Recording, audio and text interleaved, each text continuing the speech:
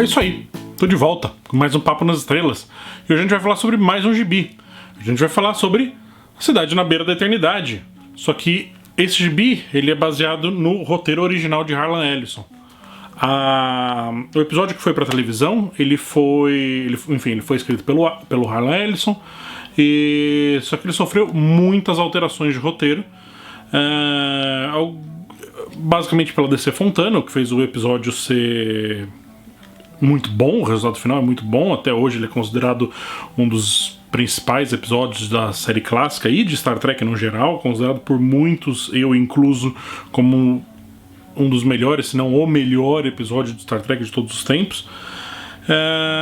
Mas muito se deve ao roteiro base do Harlan Ellison. E para quem não conhece o Harlan Ellison, ele é um escritor, ele já faleceu, ele foi um escritor assim, muito grande. Ele tem um corpo de obras gigantesco, escreveu muitos contos e, enfim, é muito querido, mas ele era uma pessoa meio complexa de trabalhar, parece. Ele sempre foi muito boca dura, muito respondão, mas por outro lado ele sempre lutou muito pelo direito do roteirista, o direito do escritor, né? Porque as obras iam pra tela e às vezes o roteirista, o escritor original, o argumentista não recebiam o crédito, né? O crédito devido para a obra, né?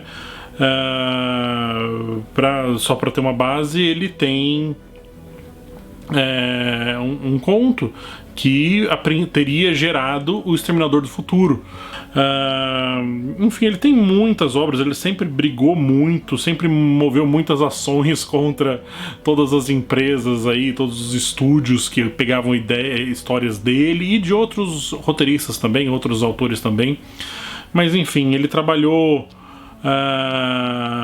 em Star Trek, depois, enfim, ele trabalhou em um monte de série, uma das principais que eu gosto muito também.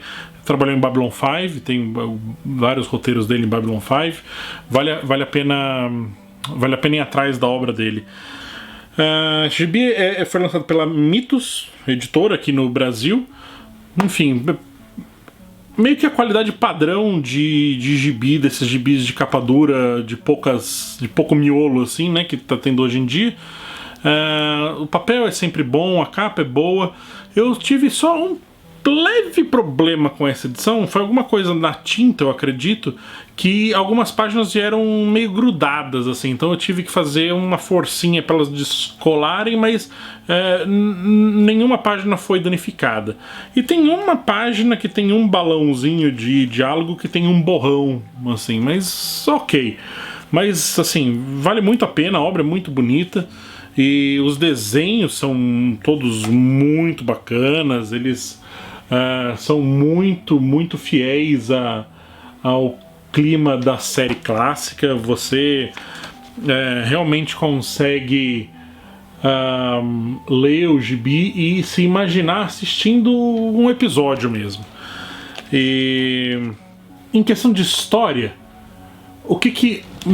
assim, tem uma mudança de clima bem considerável. No começo da história existe um traficante de uma droga que trabalha na Enterprise e através dessa droga que o cara acaba tendo o barato lá da droga e ficando doidão, em vez de ser o McCoy que acaba se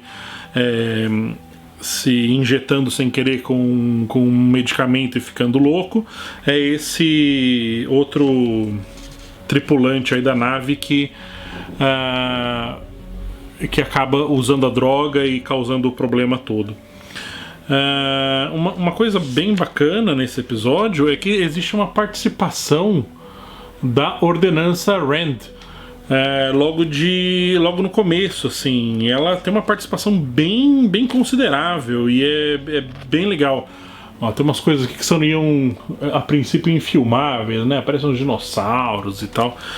Enfim. Mas a Rand é bem legal. Ela participa bastante desse primeiro arco do episódio. Inclusive ela sai no braço com o pessoal, dá cotovelada na cara de uma outra lá. E, enfim, bem bacana mesmo. Ó, Rand aqui. Rand. E ela, enfim, ela participa bastante do episódio. Ó, tem aqui eles sendo transportados nesse raio, que é um arco-íris, né? Parecendo bastante o pôster do primeiro filme. Tirando esse... Ah, e outra. O Guardião da Eternidade não é um Donut. Eles são realmente uns guardiões, assim. Eles são uns seres que eles estão presos nesse ponto onde o tempo não passa. Ó, a cidade é uma cidade zona, grandona, no topo de uma montanha. Enfim, bem bacana. A arte é muito legal e o roteiro é legal. E, enfim, o argumento, a história principal do Ellison é fantástica. Quando eles voltam para Enterprise, em um ponto, eles encontram uns piratas que tomaram conta da Enterprise porque a Federação não existe mais, né? E eles... Enfim, me lembra muito o episódio do espelho, né? O Mirror Mirror. Mas eles fizeram uma força bem grande para não parecer os uniformes que eles usavam no Mirror Mirror e tal. Inclusive tem o começo do gibi, tem um texto do Ellison, uma introdução dele aqui, e ele falando super bem sobre essa obra, sobre o roteiro final do gibi, porque finalmente ele pôde ver a cidade que ele escreveu. E isso é muito bacana, porque o Ellison, para elogiar alguma coisa, a coisa precisa ser realmente muito boa, porque ele não era uma pessoa de fácil elogio, assim, não era não. Ele só falava bem do que era muito bom mesmo. E depois, no final, tem também um outro texto do Ellison falando sobre a obra. Então ele gostou muito do resultado final, enfim.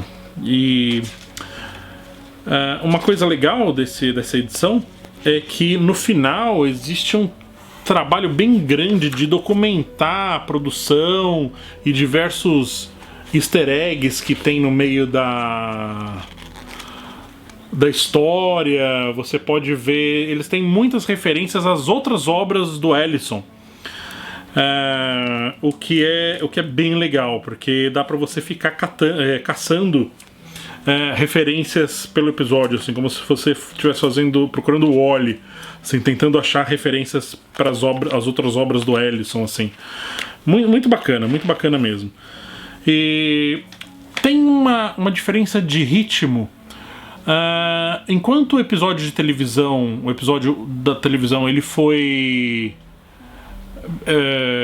bem direto, assim, a história era bem cadenciada, tinha uma coisa, logo acontecia, depois acontecia outra, depois acontecia outra, depois acontecia outra. Esse gibi não é assim. Ele te transmite a sensação de que as coisas demoraram mais, existiu muita história que não foi contada, que a gente não vê entre as cenas que são apresentadas no quadrinho. Então você vê uma cena e logo em seguida, assim, não tem corte nenhum, não tem nada, mas você percebe que passou um tempo e você não viu aquele pedaço de tempo sendo desenvolvido. A gente tava... A história aconteceu e nós não vimos. Isso é muito legal, principalmente por se tratar de uma história de viagem no tempo, né? É bem curioso como eles conseguem criar essa passagem de tempo estranha, assim, e não confortável para você ir acompanhando a história.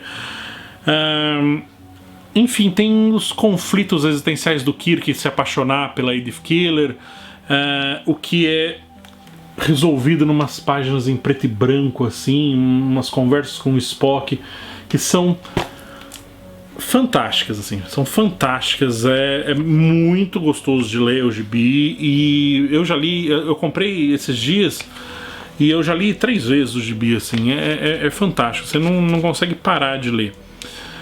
E a gente tem uma surpresa muito bacana, que existe um personagem que ele é o Harlan Ellison. Ele foi desenhado como o Harlan. Olha ele aqui. Então, para quem conhece o Harlan, é muito legal vê-lo na obra.